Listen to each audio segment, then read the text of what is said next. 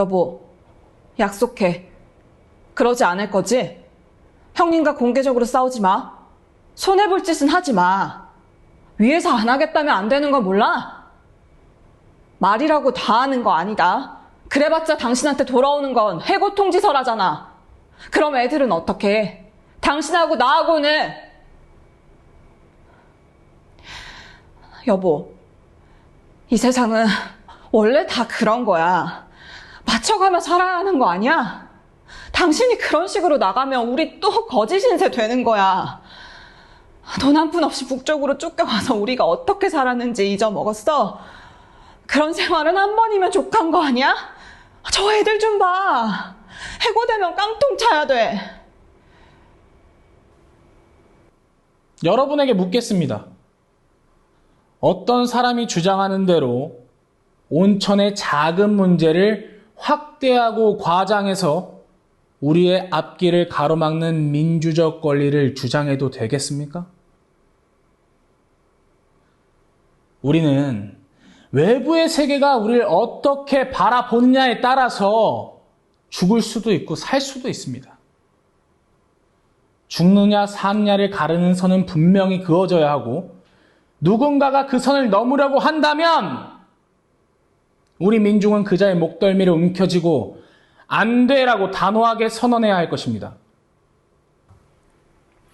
민중이라는 마법의 단어로 날 취하게 하지 마시오. 인간의 겉모습을 지녔다고 해서 저절로 민중이 되진 않더란 말입니다.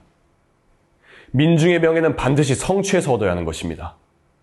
사람의 모습을 갖추고 집을 지어 그 안에 살고 서로의 체면을 세워준다고 해서 또 주변 사람에게 동조한다고 해서 저절로 인간이 되는 것도 아닙니다. 인간이란 이름도 역시 쟁취해야 하는 것입니다.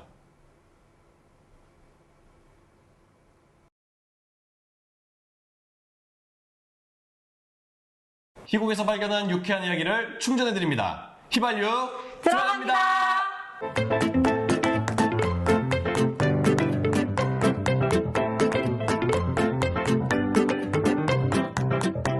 안녕하세요. 저는 극단 99도의 기획 진한나 대표 홍승호 배우 서유록입니다.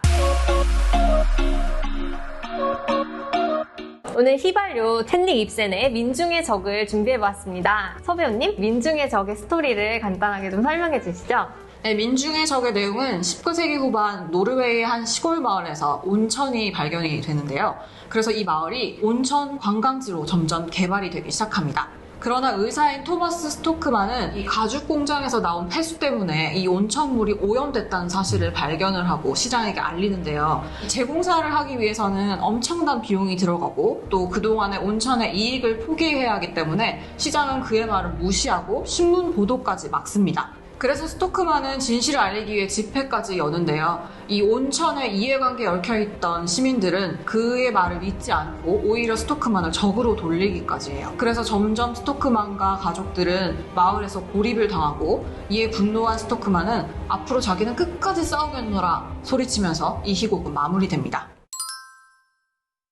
네, 민중의 적은 노르웨이의 대문호이자 근대극의 아버지라고 불려지는 헨릭 입센의 작품인데요. 여기서 말하는 민중의 적은 우리 서 배우님이 소개해 주신 대로 토마스 스토크만이 되겠습니다. 저는 개인적으로 제가 의사라서 이 작품을 사실 되게 좋아하고 또 제가 공중보건학 석사를 했기 때문에 저에게 되게 큰 의미가 있기도 한 작품이에요. 헨릭 입센이 이 작품을 친구의 이야기에서 가져왔다고 해요. 친구의 아버지가 실제로 1830년대쯤에 어떤 온천이 오염됐다는 사실을 알리고 그것 때문에 관광 수입에 타격을 입게 되니까 사람들이 그 집에 막 돌을 던져서 창문을 깨고 이런 이야기를 친구로부터 듣고 이 작품을 썼다고 하는데 이 작품이 1882년에 쓰여졌는데 저는 이 작품을 볼 때마다 존 스노우가 생각나요. 존 스노우라고 들어보셨나요? 존 스노우요? 네. 왕좌의 게임에 나오는 존 스노우가? 아니요. 존 스노우는 현대 역학의 아버지라고 불려져요. 공중보건에서 굉장히 중요한 의미를 갖는 사람인데 영국의 1854년에 콜레라가 창궐을 했었어요. 런던에 극장들이 많이 모여있는 소호라는 지역이 있거든요. 거기에 사람들이 콜레라로 죽어나가기 시작한 거예요. 근데 이제 그 원인을 찾은 거죠. 이 존 스노우라는 사람이 사람들이 죽은 집의 위치를 지도에다가 다 표시를 하고 공통점을 발견했어요. 그 사람들이 한 펌프에 물맛이 좋다는 소문을 듣고 그 펌프에서 물을 길어다 먹었던 사람들이 다 죽은 거예요. 콜레라에 걸린 거죠. 그래서 그 펌프가 오염원이다라는 걸 밝혀내고 그 펌프를 제거해야 된다고 주장했는데 막 듣지 않으니까 밤에 몰래 가서 뭐 펌프를 폭발시켰다. 아니면 그 핸들을 떼어냈다. 그 펌프 핸들 떼어놓은 게 제가 다닌 학교에 강당에 전시가 막 돼 있었어요. 실제 펌프가요? 그냥 그때 뽑아냈다고 전해지면? 뽑아낸 실제는 어디 딴 데 있고 그거의 모조품이라고는 하더라고요. 아. 그리고 그 사거리에 가면은 존 스노우 바도 있어요. 아무튼 그 사람이 그렇게 오염된 물이라는 거를 밝혀내고 그걸로 인해서 이렇게 조사하는 방법. 요새 코로나에도 역학조사를 하잖아요. 맞아요. 그 역학조사라는 개념을 처음 만든 사람이에요. 진짜 대단한 사람이네요. 그래서 저는 이 작품을 볼 때마다 존 스노우가 생각나요. 시대가 비슷한 시대니까 19세기 후반이니까 이 일로 인해서 사실 유럽 전역에 그런 역학이라는 것이 퍼지게 되거든요. 입센도 존 스노우를 좀 얘기를 들어서 그것도 영향이 있지 않았을까 이런 생각을 항상 하게 됩니다. 아, 그리고 만약에 이 희곡을 읽으신다면 같이 볼만한 영화가 딱 떠오르더라고요. 2019년에 다크워터스라는 영화가 있는데 이게 진짜 딱 이 희곡 내용과 너무너무 비슷하고 심지어 실제 사건을 바탕으로 한 내용이라서 같이 보시면 진짜 좋을 것 같아요. 제가 이거 10년 만에 다시 봤는데 10년 만에 읽어도 너무 재밌어요. 그러니까 실제로 저는 헨릭 입센의 작품 스타일에 영향을 많이 받아가지고 제가 창작하는 작품들도 거의 비슷하거든요. 뭔가 사회 고발적인 내용이라든지 그렇죠. 이런 부분. 그랬죠. 그래서, 모두가 예스를 외칠 때 노라고 외치는 한 명이 등장하는 네.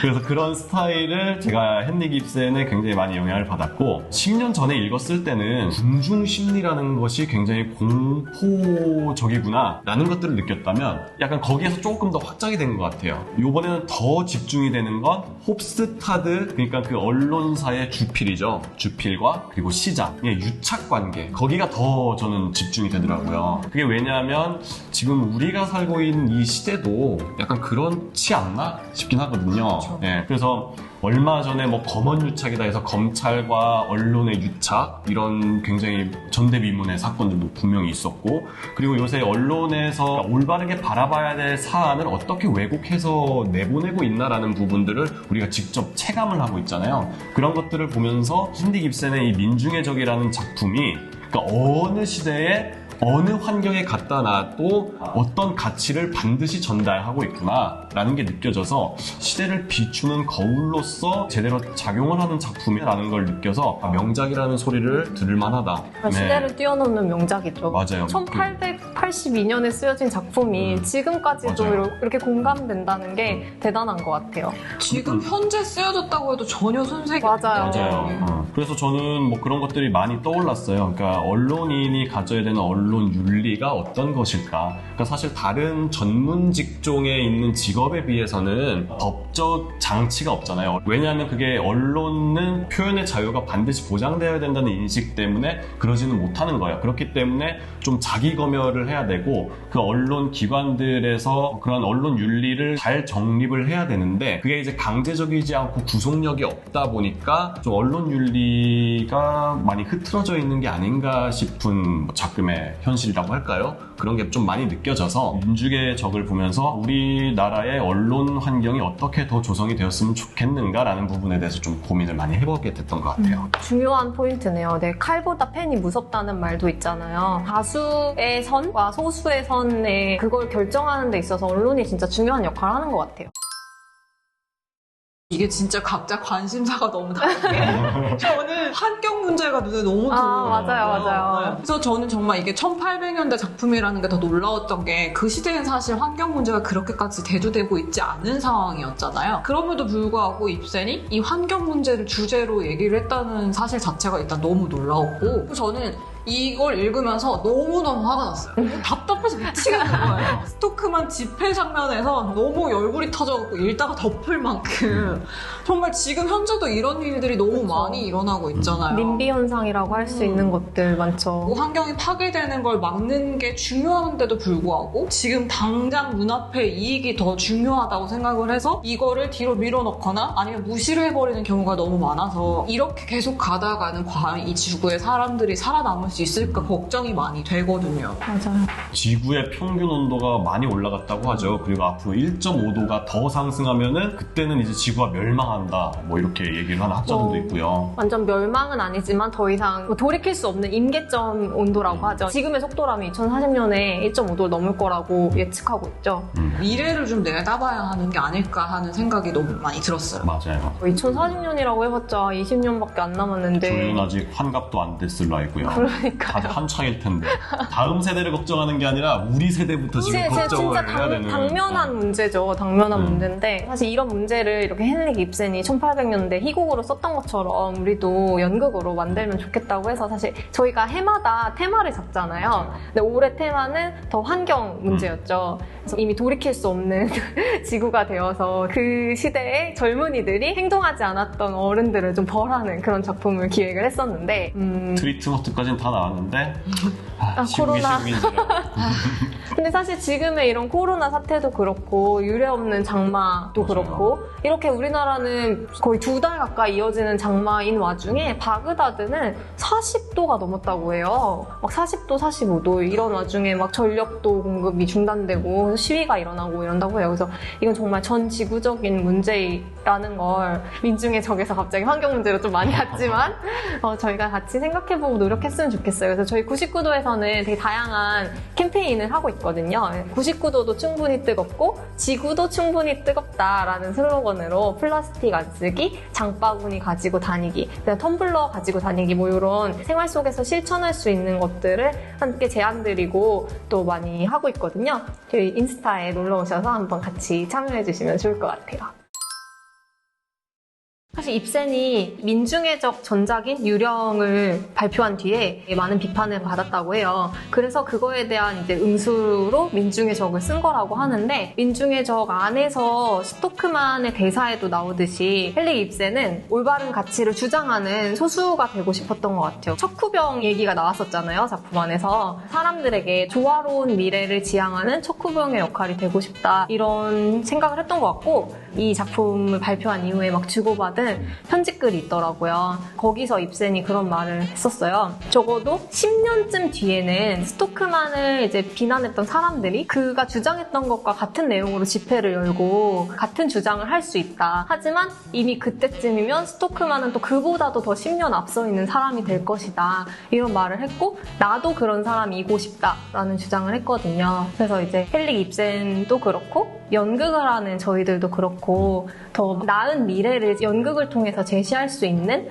그런 작품을 만들면 좋겠다 이런 생각을 해봤습니다. 시대를 관통하는 메시지를 전하고 그리고 그 시대를 비판하는 예술가들은 확실히 공격을 많이 받게 되는 것 같아요. 뭐 헨릭 입센 본인도 그랬고 이 민중의 적 안에 있는 스토크만도 그랬고 그 훨씬 이전에는 갈릴레오도 떠오르기도 하고요. 맞아요. 네. 스토크만의 대사에도 나오죠. 맞아요. 그 갈릴레이가 그러면 틀린 것이냐. 다수가 옳다는 걸 입증하려면 50년은 필요하다. 그 전까지는 다수는 옳은 것이 아니다. 소수는 옳다라는 말을 했죠. 근데 그렇다고 무조건 소수가 옳다는 건 아니고 옳은 주장을 하는 소수가 옳다 이런 것이었는데 다수결이라는 게 항상 옳을 수는 없는 거잖아요. 그렇죠. 그러니까 민주주의라는 시스템도 분명히 결함이 있다라는 부분들을 역설해주는 작품이 아닌가 그렇게 생각이 드네요.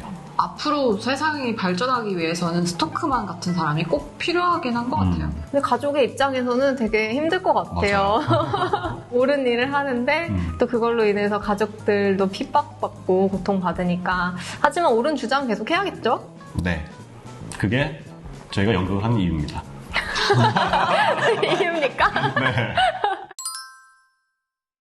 네, 오늘 저희가 민중의 적을 가지고 이야기 나눠봤는데요. 연극이 시대의 정신이다 또는 시대의 거울이다 라는 말이 있는데 그 말을 정말 잘 반영해주는 작품이었던 것 같아요. 연극이라는 건 발제를 하고 뭔가 이야기거리를 던져준다라고 생각을 하고 있고, 그리고 이 컨텐츠를 제작하는 이유도 여러분께 이야기거리를 던져드리는 게 좋겠다라는 생각으로 만들고 있으니까요. 앞으로도 많은 관심, 정원 부탁드리겠습니다. 이 작품 아직 안 읽어보셨다면 한번 꼭 읽어보시고, 이미 읽고 저희랑 또 나누고 싶은 생각이 있으셨다면 댓글에 많이 남겨주시면 좋겠습니다. 여러분들이 어떤 생각 하셨는지 너무너무 궁금하거든요. 네, 저희 휘발유 영상이 마음에 드셨다면 구독과 좋아요 알림 설정까지 부탁드려요.